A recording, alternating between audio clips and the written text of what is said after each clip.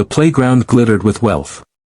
Custom slides gleamed under the morning sun, imported swings swung lazily in the breeze, and the faint hum of luxury cars still lingered as chauffeurs pulled away from the gates. Children in pristine uniforms scattered across the yard, their laughter sharp and bright, but it wasn't the kind of laughter that warmed the heart. Eli Archer sat alone at the farthest corner of the playground bench, shoulders hunched, his small frame swallowed by the shadows of the towering oak tree above. His navy blazer hung loose on him, immaculate but lifeless. One leg swung restlessly, the other, a polished prosthetic, stiff and still, planted awkwardly on the ground. He never spoke. Not in class. Not at lunch. Not even when the teachers called his name. He lived inside silence, a fortress stronger than any wall his billionaire father's money could build. The silence was safer. Silence didn't hurt. Still, the whispers found him. They always did. There he is. The mute robot boy. Look at that leg, my dad says it's worth more than our house. He can't even talk. Maybe he's broken inside too. The boys near the basketball hoop didn't bother lowering their voices. They wanted him to hear. Eli's fingers tightened around the small action figure he held, a cheap little soldier toy, the only thing he carried everywhere. Its paint was chipped, its arm loose from years of use, but in Eli's hand it was an anchor. The laughter swelled. A ball bounced deliberately close to him. Another boy kicked it just so, knocking the soldier figure from Eli's hands. It clattered against the pavement, skidding toward the boy's sneakers. Oops, one said with a smirk. Another ground his heel into it, twisting until the plastic bent and cracked. There. Fixed your toy. Eli froze. The air rushed out of his lungs, but no sound came. Not a cry, not a protest. Just silence. His chin dipped lower, his dark hair falling forward like a curtain to hide his face. If he didn't fight back, maybe it would stop. The teachers stood across the yard, sipping lattes from branded cups, their attention elsewhere. One parent in designer sunglasses noticed but quickly looked away, muttering to another, "Poor child. Such a shame." The world turned, as it always did, away from him. Until... Hey! The voice rang out sharp as glass, slicing through the laughter. A girl stood at the edge of the playground, her braids pulled back, a basket of bread balanced awkwardly against her hip. Her uniform didn't match the others, it wasn't crisp or tailored. Instead, she wore a faded yellow dress, patched at the seams, clearly handed down through years of wear. Naomi. She had come to deliver bread her grandmother baked to the school cafeteria, but what she saw stopped her in her tracks. Her eyes locked on Eli. Then on the boys grinding his toy under their shoes. "Stop it!" Naomi shouted, dropping the basket with a thud. Rolls spilled across the ground, but she didn't care. She marched forward, her voice rising louder than the sneers around her. "Leave him alone." The boys blinked, stunned. Nobody ever interfered. Especially not for Eli. Naomi strode up, small but fierce, planting herself between Eli and the group. She bent down, scooped up the soldier toy, and brushed it off gently with her sleeve. One of the boys snorted. "Why do you care? He's a freak. Doesn't even talk." Naomi glared at him, eyes blazing hotter than the sun above. "Doesn't mean you get to treat him like trash. Pick on someone else." For the first time, Eli's eyes lifted. His gaze, deep and uncertain, fixed on this stranger who had stepped into his silent world without hesitation. The boys shifted, muttering under their breath, unsettled by her defiance. One kicked at the ground. Another muttered, "Whatever. He's not worth it." They slouched away, tossing the basketball aside. Naomi knelt in front of Eli, holding out the battered toy soldier. "Here," she said softly. "Still looks strong to me." Eli hesitated. His fingers trembled, but slowly, carefully, he took it from her hand. Silence stretched between them, not the heavy, suffocating kind that always bound him, but something new. Something lighter. Naomi sat down on the bench beside him without asking permission. She swung her legs, her voice casual but certain. Don't let them get to you. They only laugh because they're afraid of what they don't understand. Eli's lips parted slightly, as though he wanted to speak, but no sound came. Still, his eyes followed her every move. Naomi leaned closer, lowering her voice so only he could hear. Her words slipped through the armor of silence he had worn for years. Don't worry, she whispered, fierce yet gentle. I see you. Eli's grip tightened on the toy soldier. For the first time in what felt like forever, his chest rose in something close to hope. Freeze frame.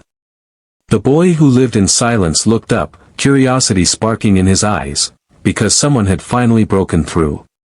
The bell rang, shrill and impatient, scattering kids toward their classrooms. Eli remained on the bench, toy soldier clutched tight in his hand.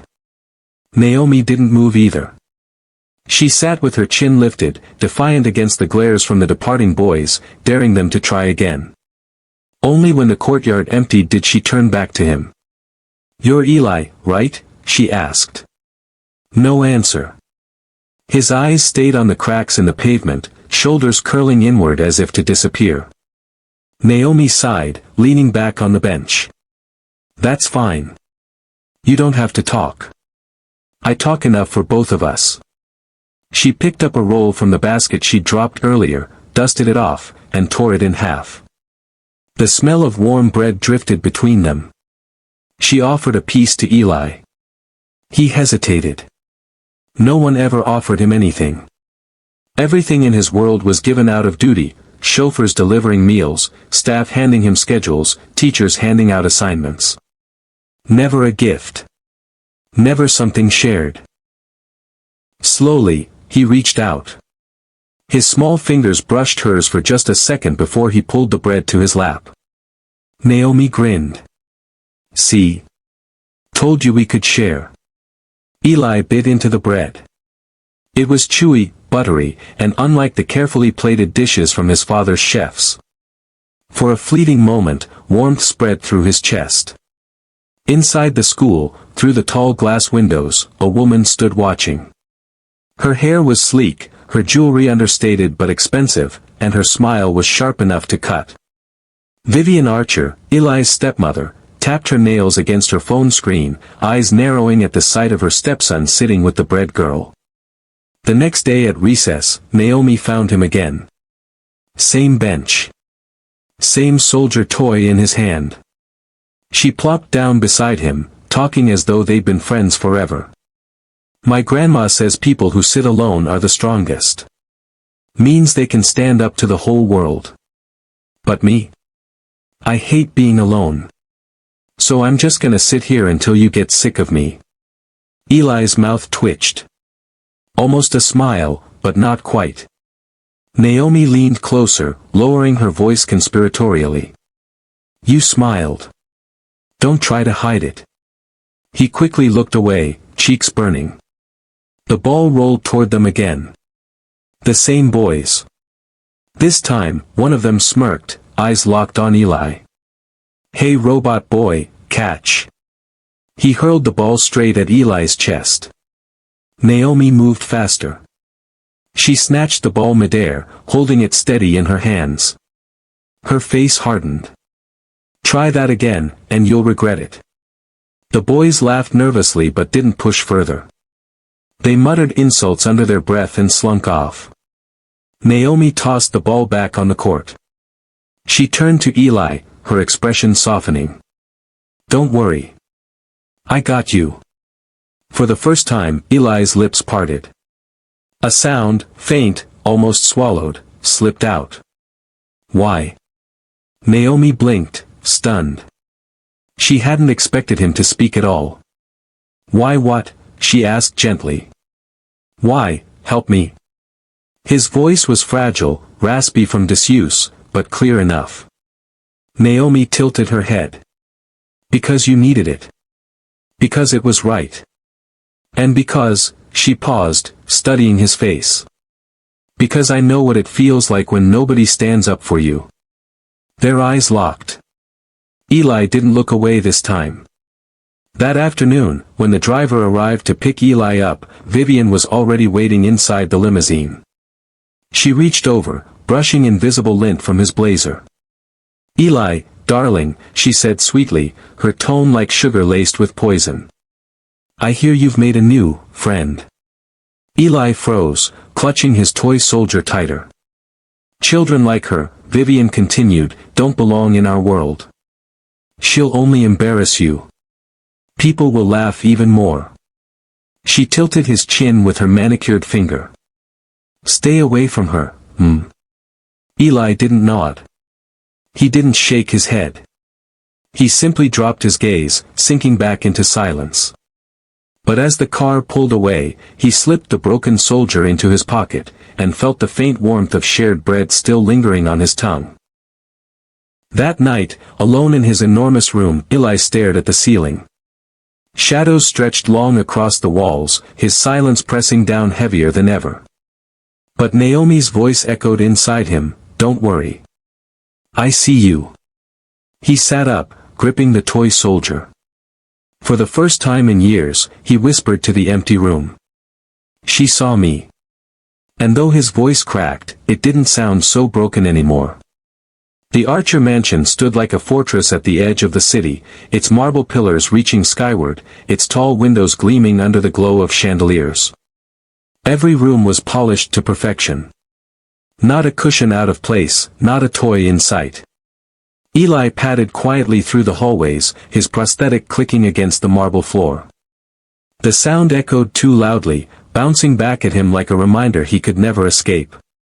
He kept his steps small, cautious. Dinner was served in the great dining hall, a table long enough to seat 30. Yet only 3 sat at its head: Mr. Archer, buried in phone calls between bites of steak, Vivian, sipping wine, her eyes sharp, and Eli, silent as ever. Vivian smiled thinly at him across the table. "How was school today, darling?" Eli lowered his eyes. Silence. "Did you make any friends?" she pressed.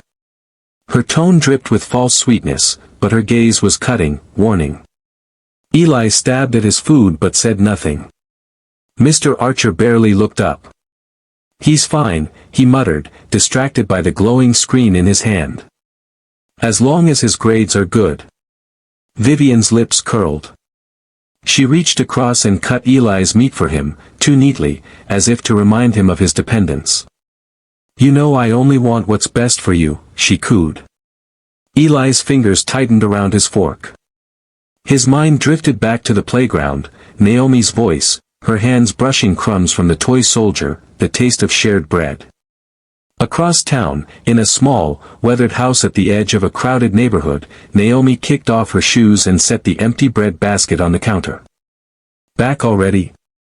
Grandma Brooks asked, stirring a pot of soup on the stove. The kitchen smelled of garlic and fresh herbs, warmth that wrapped the air like a hug. Naomi plopped into a chair, chin resting on her hands. And guess what, Grandma?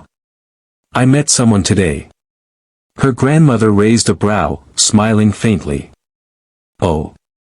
Who?" Naomi's eyes lit up. "A boy. His name's Eli. Everyone else was mean to him, but I told them to stop. He doesn't talk much, but I think he's nice." Grandma Brooks chuckled softly, ladling soup into bowls. "Sounds like you made a friend." Naomi nodded fiercely. "He looked so sad, Grandma. Like nobody saw him. But I saw him." Her grandmother's eyes softened. "Sometimes, child, the loneliest people need the bravest friends. You keep being kind. That's worth more than gold." Naomi grinned and slurped her soup, warmth filling her belly. She thought of Eli, sitting alone at his big empty table, and her smile faded just a little. The next day at school, Naomi noticed Eli walking slower than usual. His prosthetic seemed stiff, awkward. You okay? She asked, falling in step beside him. He glanced at her, then back down at the ground. Finally, he gave the smallest shake of his head. Naomi frowned. It's your leg, isn't it? Eli froze, startled that she had noticed. Nobody ever did. Naomi crouched down, peering at the joint of the prosthetic. It was strapped tightly, almost painfully. She could see red marks digging into his skin where the edges rubbed raw. That doesn't look right, she muttered. Eli swallowed hard. His voice rasped out, barely audible. They said it's fine. Who's they? My stepmom. The doctor. He looked away, shame flooding his features. Naomi bit her lip. Something about the way the prosthetic sat on him felt wrong, even to her untrained eyes. You need someone who knows what they're doing, she declared. Come with me after school. My grandma will know what to do. Eli blinked at her in shock. No one had ever invited him anywhere before. Naomi smiled, tugging gently at his sleeve. Trust me. That evening, Naomi led Eli through the narrow, bustling streets of her neighborhood. Kids played soccer barefoot in the road. Music drifted from windows. The air smelled of spices and laundry soap.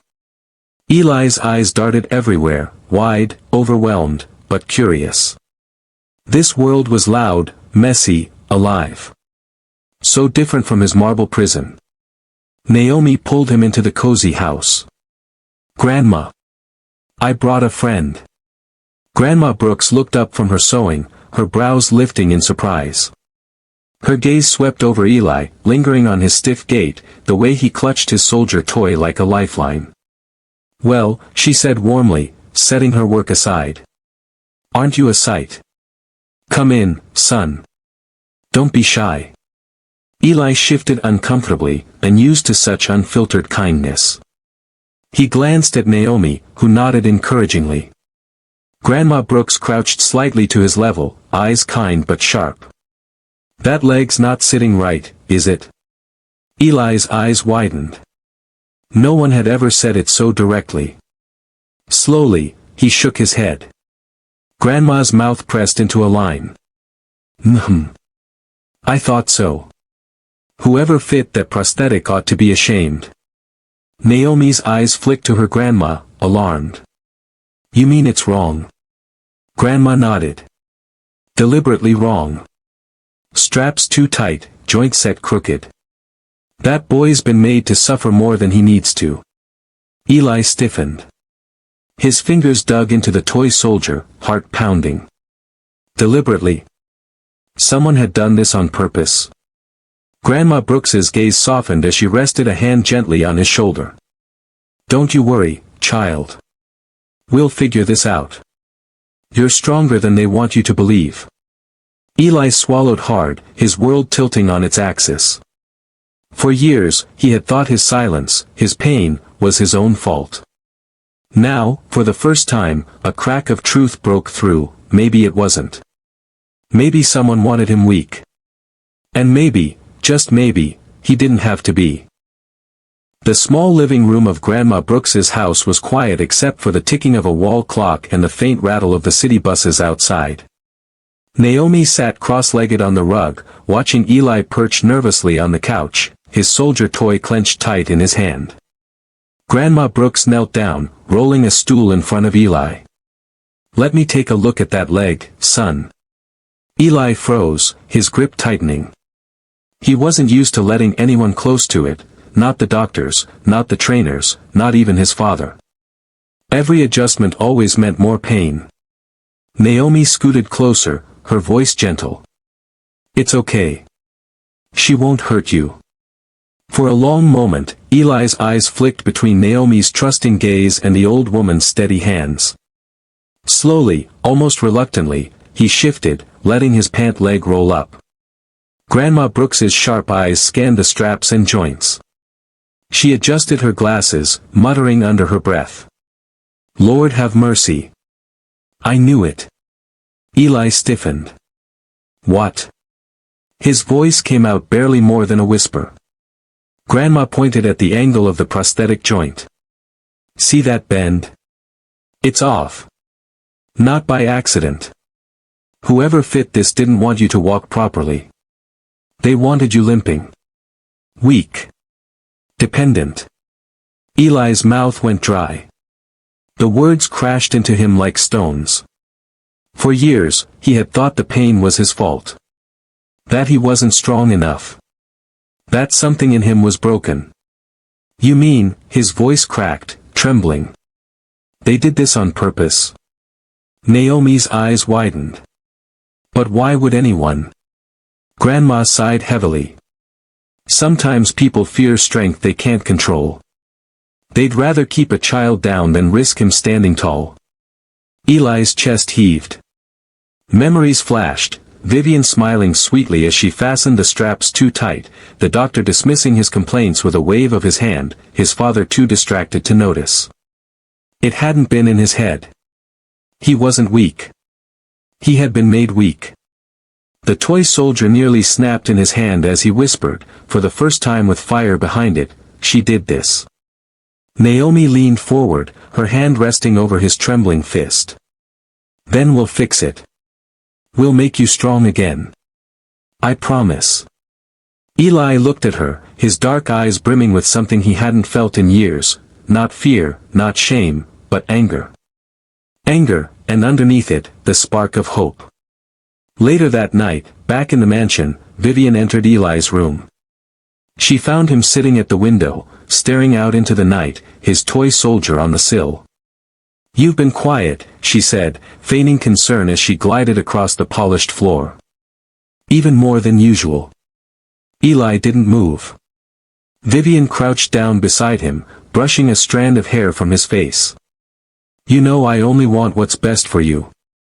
Don't let that little girl fill your head with nonsense. Eli's fingers dug into the armrest of the chair. For once, his silence wasn't surrender, it was defiance. He turned his head away. Vivian's smile faltered. Her voice hardened, sharp as glass. Do not forget who takes care of you. Without me, you're nothing but a crippled little boy with no one to defend you. Her words hung in the air, venomous. But this time, they didn't pierce as deep. Because someone had finally told him the truth. Someone had finally seen him. As Vivian swept out of the room, Eli whispered into the shadows, his voice shaky but stronger than before, I want to walk. I want to be free. The next afternoon, Naomi found him again at the bench behind the school. He looked different, tense, restless, but with a strange determination in his eyes. You came back, she said, plopping down beside him. He turned to her, the words breaking free in a rush. Naomi, they did it. On purpose. My leg. They made it wrong. Naomi's eyes burned with anger. That's evil. Eli nodded, his fists clenched. I thought I was broken. But I'm not. They just wanted me to believe it. Naomi reached into her pocket and pulled out a small trinket, a keychain shaped like a wrench. She pressed it into his palm. Then let's fix what they broke. Eli stared at the tiny wrench, his fingers curling around it. For the first time, he felt the weight of choice in his hands. The soldier. The wrench. And Naomi's words echoing in his chest. He wasn't broken. He wasn't alone. That night, he dreamed differently. Not of falling behind, not of being mocked or bound by silence. He dreamed of standing, walking freely, Naomi's laughter ringing beside him. And when he woke, he whispered into the darkness, not afraid, not ashamed, but resolute. I will be free. The days that followed felt different. For the first time, Eli didn't dread recess. Because he knew Naomi would be there. She always was. She plopped onto the bench beside him as if it belonged to them, swinging her legs, chattering about everything from math tests to the neighbor's noisy chickens. Eli barely spoke, but he listened. And sometimes, when she least expected it, he let out a small laugh. The first time he laughed, Naomi froze, her eyes wide. Then she grinned so big it made her cheeks hurt. "You do know how to smile," she teased. Eli ducked his head, embarrassed, but his lips curved again, just a little. One afternoon, Naomi pulled out her lunchbox and unwrapped 2 peanut butter sandwiches. She shoved one into his hands. "Eat. You're too skinny." Eli blinked at her. "I'm not." "Yes, you are. Don't argue." He took the sandwich. It was messy, peanut butter oozing out the sides, nothing like the plated meals at home. But it tasted better than anything he'd had in years. When he finished, Naomi licked her fingers and said, "See? I told you. Food tastes better when it's shared." Eli considered this, then held out his toy soldier. "You can hold him, if you want." Naomi gasped dramatically. "What? The famous soldier?" He nodded solemnly. She held the little figure carefully, pretending to salute it. "Thank you for your service, sir." For the first time, Eli's laugh came out loud enough to turn heads. A week later, Naomi showed up with a new idea. "Okay, we're going to play a game." Eli frowned. "I don't play games." "Exactly. That's why we're starting." She taught him a hand clap rhythm, fast, silly, full of slaps and snaps. At first, Eli stumbled, missing every beat. But Naomi only laughed, shouting, "No. Like this," and showing him again. By the third try, Eli managed a full round. Naomi cheered like he'd just won a trophy. Eli's smile glowed brighter than the sun. At Naomi's home, Grandma Brooks welcomed Eli with open arms whenever he managed to sneak away from the mansion. She fed him soup and cornbread, fussed over his leg, and scolded Naomi when she got too rowdy. One evening, after dinner, Naomi dragged out a stack of crayons and paper. "We're drawing our future." Eli tilted his head. "Our, what?" "Our future. You first." Slowly, awkwardly, Eli drew a stick figure with a straight leg, standing tall. Beside it, a smaller stick figure with braids and a huge smile. Between them, he drew the little soldier toy. Naomi studied it, then beamed. "That's us." Eli nodded, his cheeks pink. Naomi added her own drawing, a tall house with flowers out front, 3 figures inside, herself, Eli, and Grandma Brooks. At the top she scrawled in uneven letters, "Family." Eli traced the letters with his eyes. The word pressed into his heart like a promise. The next day, Naomi pulled something from her pocket.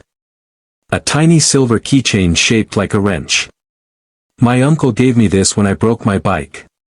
He said, 'Keep it. You can fix anything with this.'" She pressed it into Eli's palm. "Now I'm giving it to you.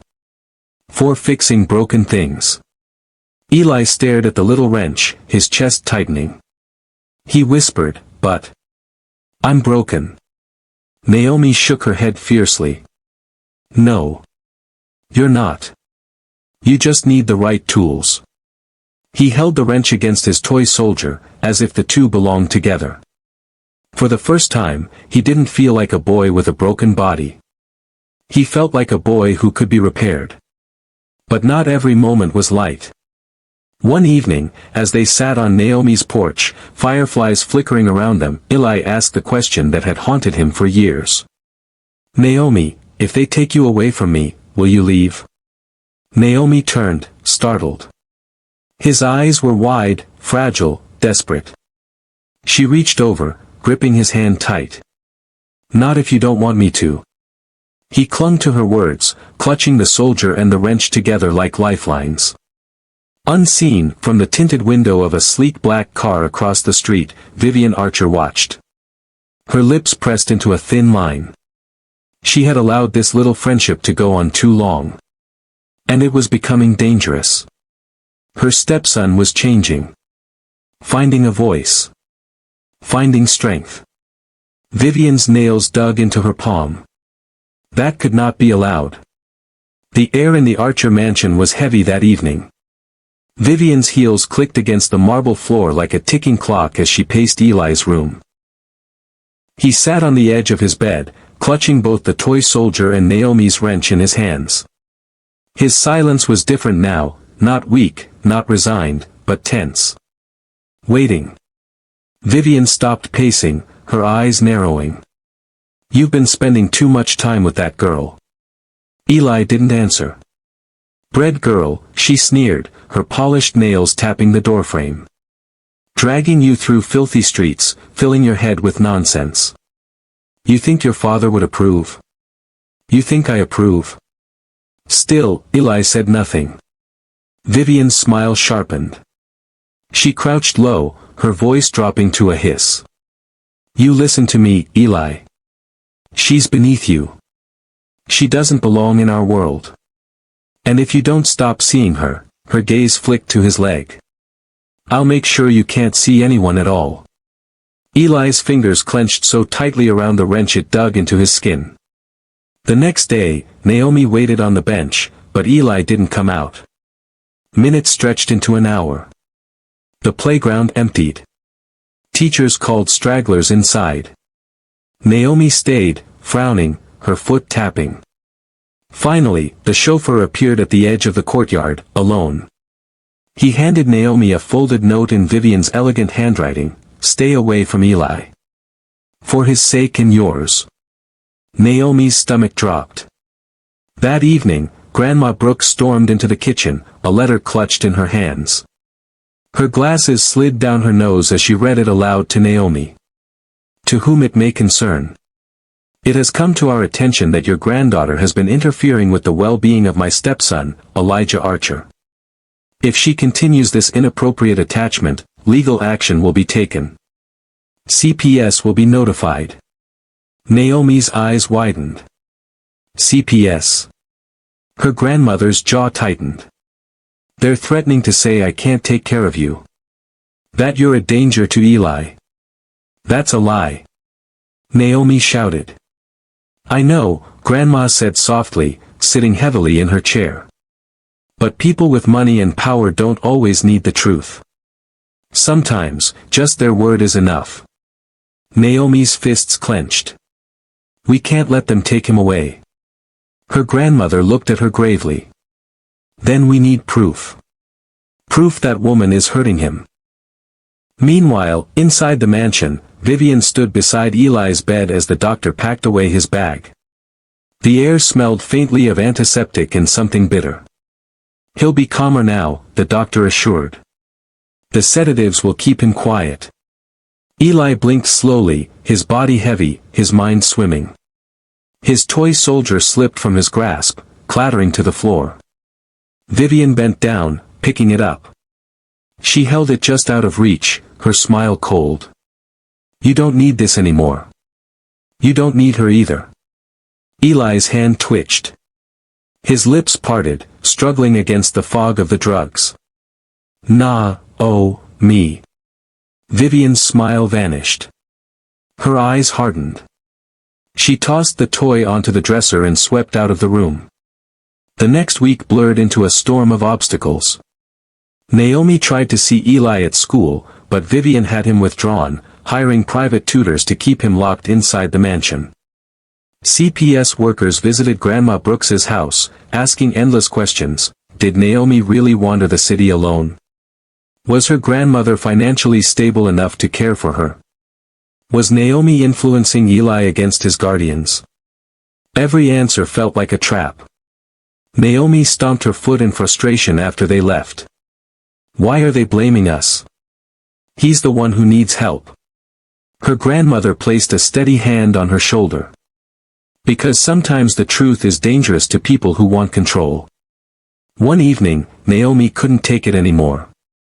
She snuck past the gates of the Archer mansion, climbing the fence and darting across the lawn.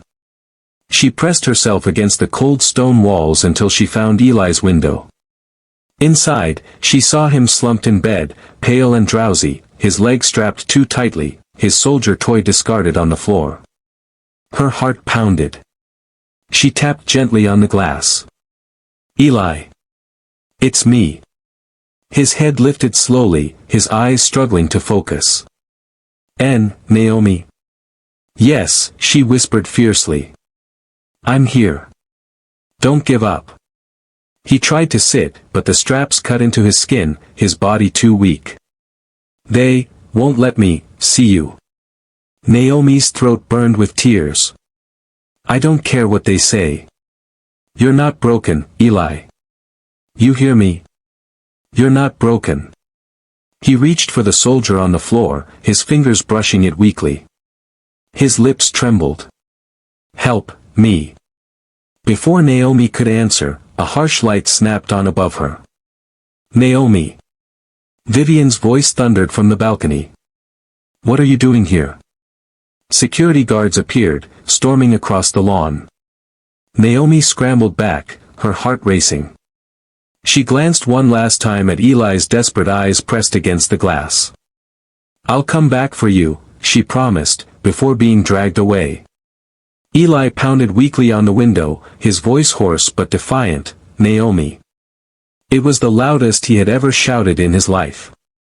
Vivian stood over Eli that night, fury in her eyes.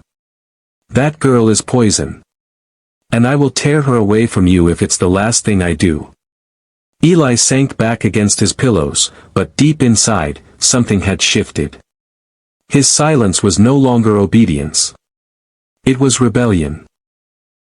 Vivian thought she was winning. But for the first time, Eli knew the truth. And he wasn't going to let her win forever. The following week was a blur of locked doors and whispered threats. At the Archer mansion, Eli was barely allowed out of his room.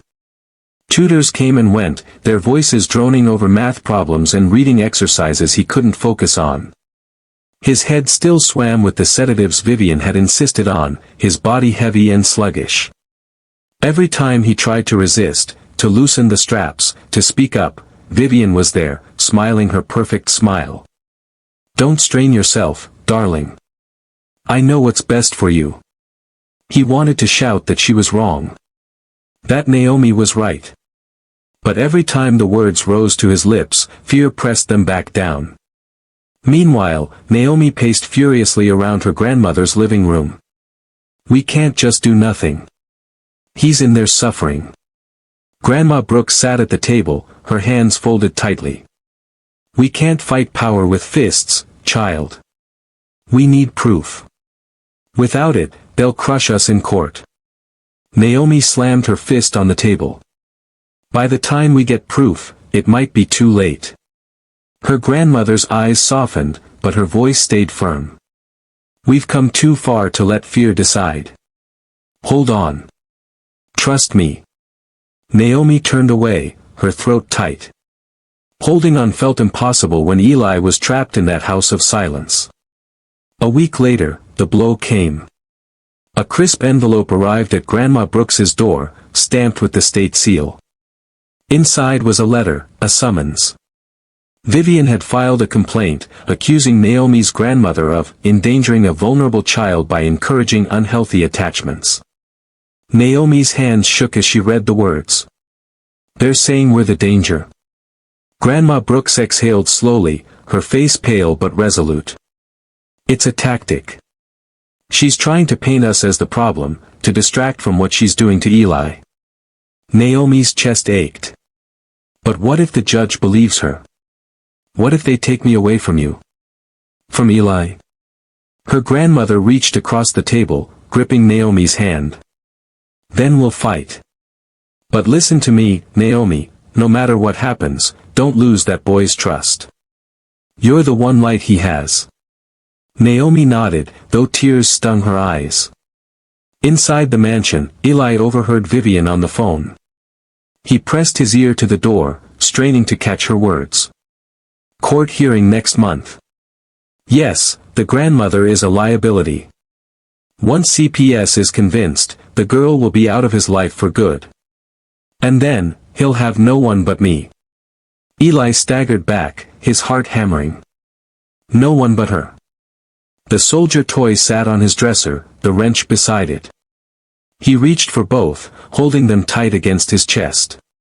"No," he whispered fiercely. "I still have Naomi." The next attempt to see each other nearly broke them.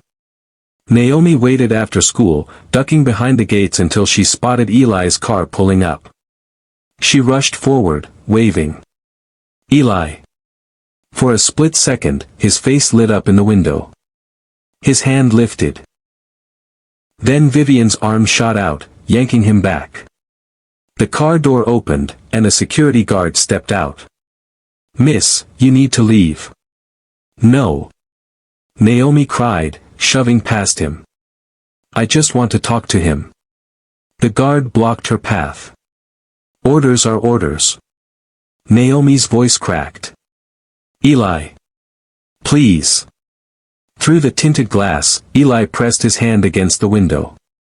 His lips moved soundlessly, "Don't give up." Naomi's knees buckled as the car pulled away, dust rising in its wake. She collapsed against the gate, tears streaking her cheeks. That night, Eli lay awake, staring at the ceiling.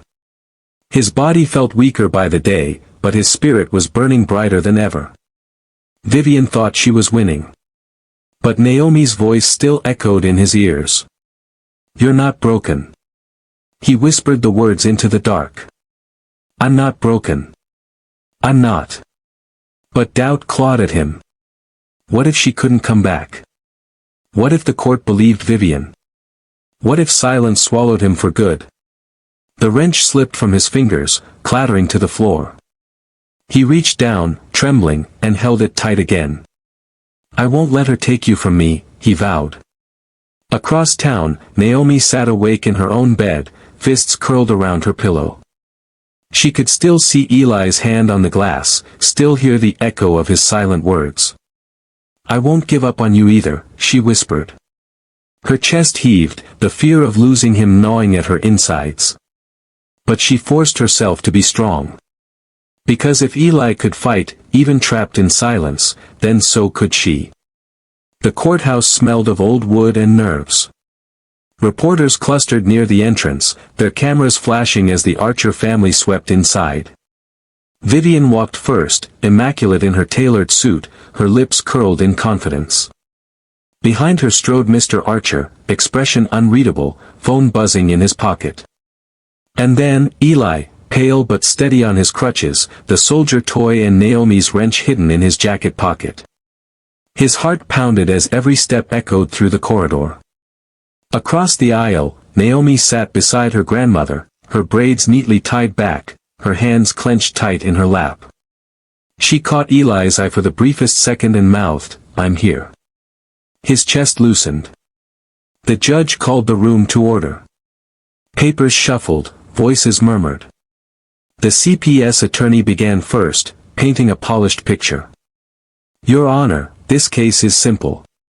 Naomi Brooks, an 8-year-old girl from unstable circumstances, has been interfering with the well-being of Elijah Archer. Her grandmother's limited resources and lack of oversight pose a danger to both children. Mr. Archer's household, under Mrs. Vivian Archer's care, is the proper place for Eli." Vivian smiled sweetly, nodding at the words. Naomi's fists trembled, but her grandmother whispered, "Patience, child." Then it was their turn. Grandma Brooks rose, her voice calm but steady. "My granddaughter is not a danger. She's a friend. A brave one. She's the first person who's seen Eli for who he is. Not a burden, not a broken boy, but a child with a heart and a voice." The CPS attorney scoffed. "And yet the boy has remained silent for years. Perhaps she projects what she wishes to see."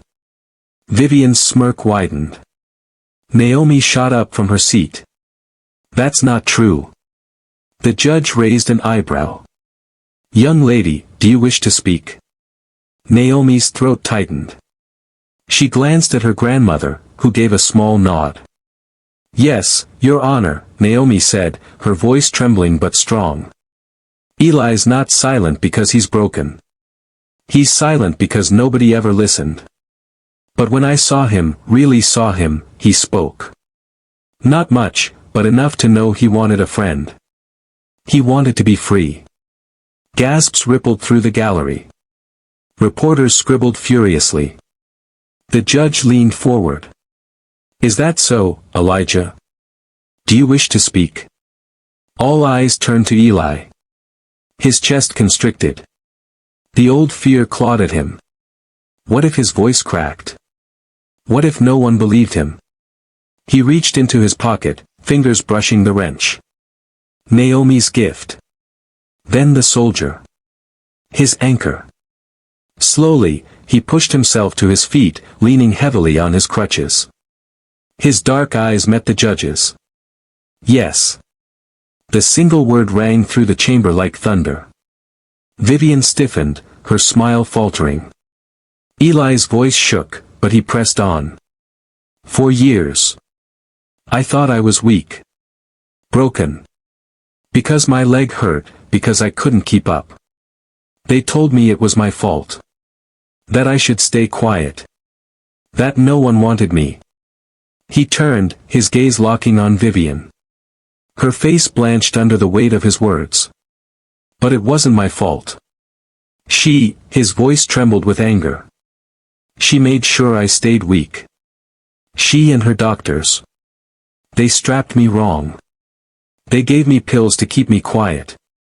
She didn't want me strong. She didn't want me free. Gasps erupted. The judge pounded his gavel for silence. Vivian shot to her feet. Lies. He's a confused child. Enough, the judge barked. Sit down, Mrs. Archer. Vivian sank back into her chair, her face pale, her hands trembling. Eli turned back to the bench. His next words were softer, but they carried across the room. Naomi saved me. She gave me bread when no one else would. She laughed with me when I forgot how. She gave me this, he held up the tiny wrench, shining under the courtroom lights. And said I wasn't broken. That I could be fixed. He looked toward Naomi, his eyes brimming. And she was right. Naomi's own tears streamed freely now. Eli's voice strengthened with every word. I don't want silence anymore. I don't want lies. I want to live. And I want Naomi to be part of my life. Because she's the only one who ever truly saw me. The silence that followed was absolute. Even the reporters held their breath. The judge leaned back, his expression unreadable for a long moment. Then he cleared his throat. This court cannot ignore such testimony. Effective immediately, Elijah Archer's guardianship arrangements will be reviewed. Until then, he will remain in the company of his biological father, without interference from Mrs. Vivian Archer.